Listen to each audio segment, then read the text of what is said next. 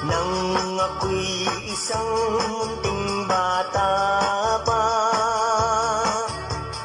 ang pangarap ko'y maging bida. Gusto kong tularan ay si Tarzan, pati si Superman, gayon din si Batman.